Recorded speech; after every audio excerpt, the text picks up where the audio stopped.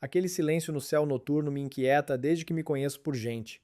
Você olha para cima, vê milhares de estrelas e a sua intuição, sabe aquela sensação instintiva que faz você encontrar o caminho no trânsito ou pegar uma bola lançada? Ela lhe diz que, em algum lugar, também deve haver alguém olhando para nós. Parece impossível estarmos sozinhos, mas existe um problema com os sentimentos. Eles não evoluíram para compreender a estrutura do universo, e sim para ajudá-lo a sobreviver nas savanas da África. Quando você pega as intuições humanas e as aplica à escala do universo, elas não apenas falham, elas se despedaçam, são esmagadas e desaparecem. Porque no momento em que você realmente observa a matemática, no instante em que vê a física simples de como o tempo, a energia e a distância realmente funcionam, você se encontra diante de uma pergunta assustadora. Por que pensamos que nossos instintos têm qualquer autoridade sobre as leis da natureza? Veja, se você quiser ir a algum lugar na Terra, você vai. Se quiser ir mais rápido, basta acelerar mais, mas lá fora as regras mudam. O universo ergueu 5 decretos específicos e cruéis, 5 muros absolutos que impedem civilizações de se encontrarem. Vou ser sincero, esses não são apenas obstáculos a serem superados, são becos sem saída. Quando terminarmos hoje, talvez você se sinta menor do que nunca, mas também entenderá exatamente por que ninguém veio nos salvar e por que ninguém jamais virá. Vamos deixar a ficção científica de lado. Vamos remover os sonhos de Hollywood. Vamos olhar para o universo como ele realmente é. O primeiro decreto que nos derrota antes mesmo de sairmos do lugar é a distância. Usamos a palavra espaço o tempo todo, mas não conseguimos compreender o que ela realmente significa. Somos biologicamente incapazes de entender os números que vamos discutir. Seu cérebro foi programado para compreender distâncias que você pode percorrer a pé ou de carro. Talvez, se você viaja muito, consiga imaginar a distância de um voo entre Londres e Sydney. Esse é o seu limite. Então vamos ultrapassá-lo. Vamos subir a escada das escalas. Comecemos pela Terra, um pedaço de rocha com 12.742 quilômetros de diâmetro. Para você, isso é um mundo. Para o universo, um grão de poeira. É possível dar a volta nela de avião em menos de 2 dias. Uma distância administrável. Agora recue um pouco. O Sol está a 150 milhões de quilômetros de distância. A luz é a mensageira mais rápida que existe. Ela precisa de mais de 8 minutos para atravessar esse vazio. Se o Sol desaparecesse neste exato momento, você continuaria aproveitando uma tarde ensolarada por 8 minutos antes que a luz desaparecesse. Ainda é um intervalo que você consegue medir de alguma forma, mas agora dê o próximo passo. A estrela mais próxima não está em uma galáxia distante, ela é apenas nossa vizinha. Próxima Centauri está a 4 anos-luz de distância. Quando sua intuição ouve o número 4, pensa que é um número pequeno. Consigo lidar com 4 de qualquer coisa. Mas vamos traduzir isso para termos humanos. O objeto mais rápido já construído pela humanidade é a sonda Parker Solar Probe. Ela atravessa o espaço a cerca de 692 mil quilômetros por hora. Essa é uma velocidade tão grande que permitiria ir de Nova York a Tóquio em menos de um minuto. Uma velocidade quase inimaginável. Se você embarcasse nessa sonda e partisse rumo à próxima Centauri, quanto tempo levaria a viagem? Um mês? Um ano? Não, exatamente 6.600 anos. É isso. A estrela mais próxima. Se você tivesse deixado a Terra na velocidade mais alta já alcançada pela humanidade exatamente no momento em que as grandes pirâmides foram concluídas, você estaria chegando lá apenas agora. E esse é apenas o nosso vizinho mais próximo. Vamos ampliar a escala mais uma vez. A nossa casa, a Via Láctea, ela tem cerca de 100 mil anos-luz de largura de uma extremidade à outra. Se você quisesse atravessar, lá na velocidade da Parker Solar Probe, levaria centenas de milhões de anos, um período maior do que toda a história evolutiva dos mamíferos. Antes de chegar à metade do caminho, você teria evoluído para uma espécie diferente. Tudo bem, entendemos que o espaço é enorme, mas talvez você esteja pensando: e daí? Só precisamos viajar mais rápido. É aí que chegamos ao segundo decreto, o mais cruel de todos. A velocidade da luz. A maioria das pessoas pensa na velocidade da luz, cerca de 300 mil quilômetros por segundo, como uma barreira técnica semelhante à barreira do som. Antigamente acreditávamos que nunca poderíamos voar mais rápido que o som. Depois construímos motores melhores e rompemos essa barreira. Então, para superar a barreira da luz, Basta construir um motor melhor, certo? Errado. A velocidade da luz não é um limite da engenharia, é um limite estrutural da própria realidade, é a velocidade da causalidade. É a velocidade máxima com que um acontecimento aqui pode influenciar outro acontecimento ali. E é aqui que está a armadilha.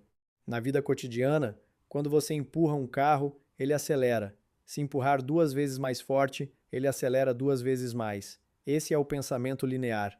Mas, quando você se aproxima da velocidade da luz, a física deixa de ser linear, ela se torna assintótica. À medida que um objeto acelera, ele ganha energia cinética. Porém, ao se aproximar desse limite cósmico de velocidade, algo estranho acontece. A energia que você injeta na nave já não a torna mais rápida. Em termos de massa relativística, ela começa a torná-la efetivamente mais pesada. Quanto mais você empurra, mais o universo resiste. Para acelerar uma nave espacial com massa até 100% da velocidade da luz, não basta uma quantidade enorme de energia. É necessária a energia infinita. Não estou falando de toda a energia do Sol, estou falando literalmente do infinito. Toda a energia do universo observável não seria suficiente para acelerar um único grão de areia até a velocidade da luz. Esse é um muro vertical. Queimando o combustível de uma galáxia inteira, talvez você alcance 90%, talvez 99%, talvez 99%, 999%, mas jamais ultrapassará esse limite. É por isso que, quando as pessoas perguntam por que os alienígenas simplesmente não vêm para cá mais rápido, a resposta é simples: porque eles não podem. Não importa se pertencem a uma civilização do tipo 3 que toma café da manhã usando buracos negros. Eles vivem no mesmo universo que nós. Eles também precisam obedecer a Einstein. Isso nos leva ao pesadelo prático das viagens interestelares. O terceiro decreto, a energia e a tirania da equação dos foguetes. É isso que realmente destrói o sonho. A questão não é filosófica. A questão é o tanque de combustível. Em 1903, Konstantin Tsiolkovsky escreveu a equação do foguete. Pode parecer entediante, mas é uma das equações mais cruéis da história. Ela diz o seguinte: para mover uma nave você precisa de combustível, mas o combustível também tem massa. Isso significa que você precisa de mais combustível para mover o combustível que moverá a nave. Só que esse combustível extra também possui massa. Portanto, você precisa de ainda mais combustível para transportar o combustível adicional necessário para transportar o combustível original. Essa é uma maldição exponencial. Vamos a um exemplo concreto. Você quer enviar uma nave até a estrela mais próxima dentro de uma vida humana, digamos em 40 anos. Será necessário acelerar lá até uma fração significativa da velocidade da luz. E depois vem a parte que todo mundo esquece. Você precisa parar. Ao chegar ao destino, será necessário desacelerar. Isso significa que todo o combustível necessário para essa frenagem terá de ser transportado durante toda a viagem e acelerado junto com a nave. Se você fizer os cálculos usando os melhores foguetes químicos que possuímos atualmente, a quantidade de combustível necessária para levar uma única pessoa até Próxima Centauri em um tempo razoável ultrapassa a massa de todo o universo observável. Tudo bem, vamos melhorar a tecnologia. Vamos usar fusão nuclear. Ainda não dominamos essa tecnologia, mas vamos fingir que sim. Mesmo com fusão nuclear, para enviar uma pequena nave até uma estrela próxima, quase toda a nave precisaria ser composta de combustível. Estamos falando de um depósito voador de combustível do tamanho do Empire State Building apenas para transportar uma carga do tamanho de uma torradeira. E a antimatéria, esse é o santo graal, certo? A antimatéria é a fonte de combustível mais poderosa que existe. Um único grama pode destruir completamente uma cidade. Mas aqui está o detalhe. Nós produzimos antimatéria átomo por átomo em aceleradores de partículas. Produzir apenas alguns nanogramas custa bilhões de dólares. Para produzir quantidade suficiente para alimentar uma nave estelar, seria necessário dedicar milhões de anos de toda a produção de energia da humanidade apenas para encher um único tanque. E lembre-se, o universo funciona com uma análise de custo-benefício. Mesmo que uma civilização fosse avançada o suficiente para construir uma esfera de Dyson e colher toda a energia de uma estrela, ela também conheceria a matemática. Olharia para o custo energético de enviar um robô ou um saco de carne a um pequeno planeta azul localizado a 10 mil anos-luz de distância e concluiria que isso seria um desperdício absoluto de recursos. Se você pode construir um gigantesco habitat tecnológico em seu próprio sistema estelar, capaz de satisfazer todas as suas necessidades, por que gastaria a energia de uma estrela inteira para visitar um planeta que talvez nem sequer seja interessante? Civilizações avançadas não são apenas poderosas, elas também são eficientes. E viagens interestelares são a própria definição de ineficiência. Mas suponhamos que elas sejam extremamente teimosas. Possuem recursos infinitos e simplesmente não se importam com eficiência. Lançam a nave, agora se deparam com o quarto decreto: a biologia. Gostamos de imaginar pessoas elegantes pulando pelo espaço em trajes espaciais, mas o corpo humano é uma verdadeira rainha do drama. Ele evoluiu para existir em um único ambiente muito específico: gravidade de 1G, pressão atmosférica e um escudo magnético. O espaço, por outro lado, é um inferno radioativo. No instante em que você deixa o campo magnético da Terra, passa a ser bombardeado por raios cósmicos.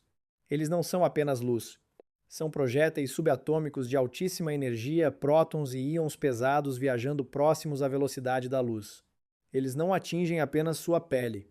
Eles atravessam completamente o seu corpo. Perfuram você e destroem o seu DNA como se uma espingarda disparasse contra uma biblioteca. Em uma viagem até Marte, seu risco de câncer aumenta drasticamente. Em uma viagem para outra estrela, você morreria muito antes de sequer ultrapassar Plutão. Seriam necessários escudos de chumbo, água ou concreto com vários metros de espessura. Mas lembre-se da equação do foguete. Blindagem é pesada. Mais peso significa mais combustível. Mais combustível significa mais massa. E voltamos novamente ao ciclo destrutivo. E não é apenas a radiação. Existe também a gravidade. Em gravidade zero, seus ossos enfraquecem. Seu coração diminui porque deixa de trabalhar tanto. Seus olhos deformam. Depois de apenas 6 meses na Estação Espacial Internacional, astronautas retornam fisicamente debilitados. Agora imagine uma viagem de 600 anos. Você pode pensar, então vamos congelá-los. Mas congelar uma célula viva faz com que a água em seu interior cristalize. Esses cristais funcionam como pequenas adagas que rompem a membrana celular. Ainda não sabemos congelar um ser humano sem transformá-lo em uma massa irreconhecível. Então alguém sugere: vamos construir naves geracionais. As pessoas viverão e morrerão dentro da nave. Os descendentes de seus descendentes chegarão ao destino. Você já conheceu seres humanos? Tranque 500 pessoas durante 500 anos dentro de uma caixa metálica. As estruturas sociais entrarão em colapso. A língua mudará. Defeitos genéticos causados por casamentos entre parentes sairão do controle. Quando chegarem ao destino, provavelmente nem se lembrarão por que partiram e certamente não estarão em condições de assinar nenhum tratado. A biologia é o software da Terra. Ela simplesmente não funciona no hardware do espaço. Talvez os alienígenas não sejam biológicos. Talvez sejam robôs controlados por inteligência artificial. Silício não desenvolve câncer, certo? Correto. Mas o silício também é vulnerável à radiação. Partículas de alta energia podem inverter bits nos computadores e corromper dados. Sem uma equipe de manutenção para reparar o hardware, milhares de anos no espaço profundo significam que a entropia assumirá o controle. Circuitos falham. Metais sofrem fadiga. Micrometeoritos do tamanho de grãos de poeira atingem a nave com velocidade suficiente para agir como granadas. Até mesmo uma máquina possui um tempo de vida.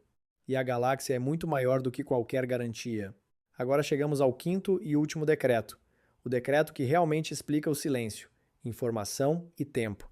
Suponhamos que uma civilização tenha superado a distância, a energia e a biologia. Eles estão lá. Então por que não entraram em contato? Porque o universo possui um péssimo serviço de comunicação. Transmitimos sinais de rádio há cerca de 100 anos. Isso significa que nossa existência criou uma bolha de aproximadamente 100 anos-luz de raio ao redor da Terra. No contexto da Via Láctea, que possui cerca de 100 mil anos-luz de diâmetro, essa bolha é um ponto microscópico. Estamos gritando no meio de um furacão. Para que alguém nos ouça, teria que estar olhando exatamente para nós, exatamente na hora certa e exatamente na frequência correta. Pense em uma agulha em um palheiro cósmico. Existem bilhões de estrelas e bilhões de frequências. Se um alienígena apontasse seu radiotelescópio para a Terra no ano de 1500, Tudo o que ouviria seria silêncio. Ainda não havíamos inventado o rádio. Se nos escutassem hoje, mas estivessem a 200 anos-luz de distância, também ouviriam silêncio, porque nossos sinais ainda não chegaram até eles. Isso nos leva ao problema das civilizações desencontradas no tempo. Civilizações surgem e desaparecem. A humanidade talvez seja uma espécie tecnológica há cerca de 200 anos, talvez duremos mais 1000 anos. Com sorte, 10.000. Mas o universo tem 13,8 bilhões de anos. A probabilidade de duas civilizações existirem ao mesmo tempo, na mesma vizinhança galáctica e no mesmo nível tecnológico é praticamente zero. É como dois vagalumes piscando apenas uma vez em uma floresta escura. Mas um brilha na terça-feira, o outro na sexta-feira. Eles jamais se verão. Pode ter existido uma civilização em um planeta próximo de Próxima Centauri há 1 bilhão de anos.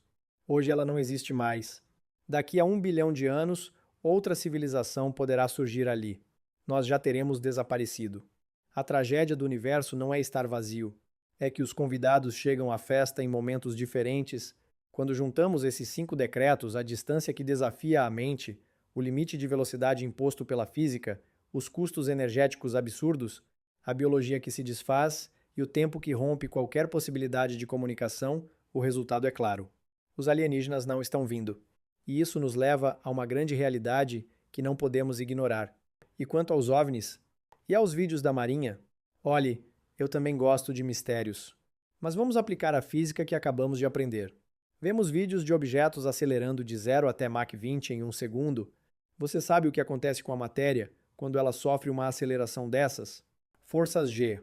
Uma aceleração tão extrema gera milhares de forças G. Nesse nível, equipamentos eletrônicos seriam esmagados. O metal praticamente se liquefaria. Pilotos biológicos seriam instantaneamente reduzidos a uma névoa vermelha. Além disso, esses objetos parecem não interagir com o ar. Não existe estrondo sônico. Não existe trilha de ionização. Um objeto atravessando a atmosfera nessa velocidade destruiria moléculas de ar e produziria um gigantesco rastro de plasma, iluminando o céu como um segundo sol. Você não vê isso nos vídeos. O que você vê é apenas uma mancha cinzenta e desfocada. O que é mais provável? Que uma civilização alienígena tenha dominado energia infinita, derrotado as leis da inércia, eliminado estrondos sônicos, percorrido 10.000 anos-luz e então decidido brincar de esconde-esconde com um caça da Marinha dos Estados Unidos, sendo registrada por uma câmera infravermelha granulada, ou que aquilo seja apenas um artefato da câmera, um reflexo de gimbal, um drone ou um pássaro observado através de um efeito de paralaxe. Eu sei, é menos emocionante. Queremos acreditar, mas afirmações extraordinárias exigem provas extraordinárias, e vídeos borrados não são provas, são apenas vídeos borrados. Se alienígenas realmente estivessem aqui com capacidade energética suficiente para atravessar o espaço interestelar, você não precisaria de um vídeo granulado para demonstrar isso. A própria física da chegada deles seria impossível de negar. Mas, no início deste vídeo, eu prometi que este não teria um final triste. E mantenho minha promessa. Porque, quando deixamos de lado a fantasia de que alienígenas virão nos salvar ou nos destruir, sobra algo muito mais profundo. Somos obrigados a olhar para o universo como ele realmente é. Olhamos para um lugar que possui regras, uma estrutura. Pense nisso. Se a velocidade da luz não fosse um limite, a causalidade deixaria de existir. Os efeitos poderiam acontecer antes das causas. O universo se transformaria em um caos onde a própria história não poderia existir. As mesmas regras que nos mantêm presos aqui são as regras que permitem que as estrelas queimem de forma estável, que os átomos permaneçam unidos e que a vida evolua. O silêncio do universo nos obriga a amadurecer. Ele nos faz compreender que ninguém virá resolver nosso clima, nossas guerras ou nossa economia. Estamos sozinhos aqui. Esta frágil esfera azul é o único bote salva-vidas que possuímos. E existe uma beleza nesse isolamento. Ele nos torna preciosos. Se o universo estivesse cheio de naves da Star Trek cruzando o espaço, a Terra seria apenas um ponto de parada. Mas, em um universo silencioso, a Terra é um milagre. A vida é uma impossibilidade estatística que aconteceu, apesar de todas as probabilidades. Nós somos o universo despertando e olhando para si mesmo. E não deixamos de procurar. Apenas estamos nos tornando mais inteligentes nessa busca. Procuramos tecnoassinaturas. Procuramos o calor residual de esferas de Dyson. Procuramos pulsos de laser. Escutamos as estrelas não com o desespero de uma criança perdida em um shopping, mas com a paciência de um cientista. Talvez nunca possamos apertar a mão de um alienígena. Talvez nunca possamos sentar frente a frente em uma mesa para tomar um café, mas compartilhamos a mesma física. Compartilhamos os mesmos elementos.